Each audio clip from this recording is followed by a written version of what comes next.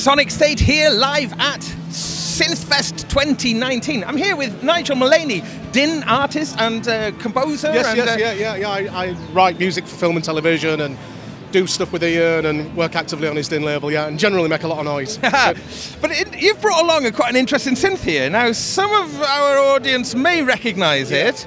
It's a Korg Sigma. Korg Sigma. Yeah, from 1979. 1979. And I got this in 1982 after... You've had this since 82? Since 1982. Wow. Yeah. Okay. So the thing that appealed to me was I really liked Dirty Harry movies as a young kid, and there was a particular sound that Lalo Schifrin used on a lot of his arrangements, and I was convinced it was a Moog. So every weekend I used to go over to my local music shop, catch a bus, hang out in the music store all day, and discovered it wasn't a Moog at all. It was one of these, and simply because it was one of the first keyboards with aftertouch. So there's a lot of creative things you can do with the pitch. Aftertouch. It does have aftertouch, yeah. So, for example, if you just slightly press.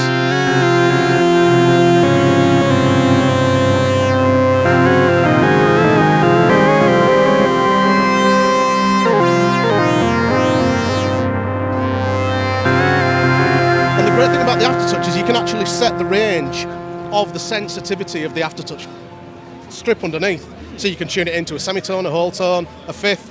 And another cool thing about it, because you've got two synth sections, you've got one voice essentially, one is an instrument, one is a synth section. You can independently tune the synth and the instrument on the pitch, so you can go from playing a fifth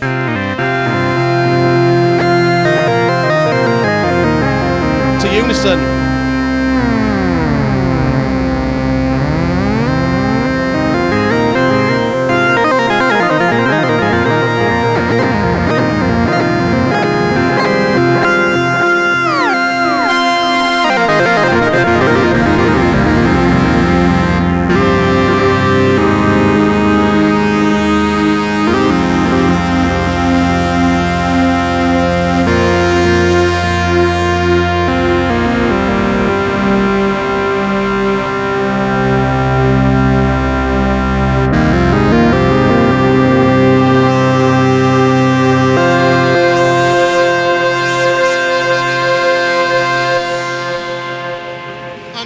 Lovely. A Boss DM2W, which is a beautiful bucket brigade delay, which I love. Nice. So yeah, it's very, very cool.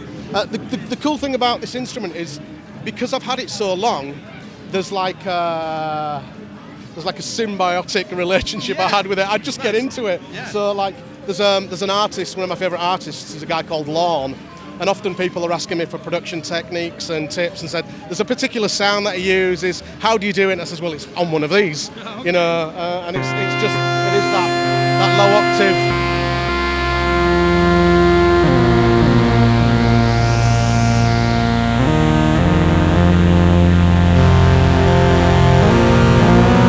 And then it gets really cool when you put the ring mod in.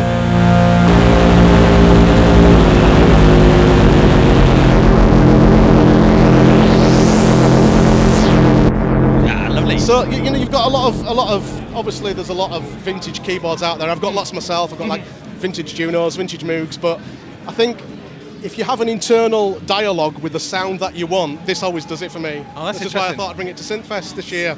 So I'm really interested, since you've had this now for, gosh. It's 25, 35 years. Oh my God. Right. 35 years, yeah. You are still using it in your compositions? Yeah, that's right. Yeah, I've been doing quite a lot of sound design with Mercedes, and I've actually used the noise from this, which is so beautiful, as effectively a voice for a texture I've created.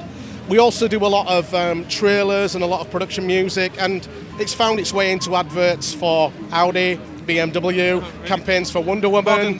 Yeah, I'm actually doing some audio and sound design for a new science fiction series which is coming to Disney Plus. You all know what that is, lightsabers.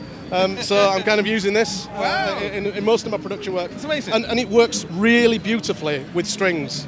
There's something about, if I do an orchestration and I just put a drone underneath, or I just play a melody, it just works. It's exquisite. It's very good.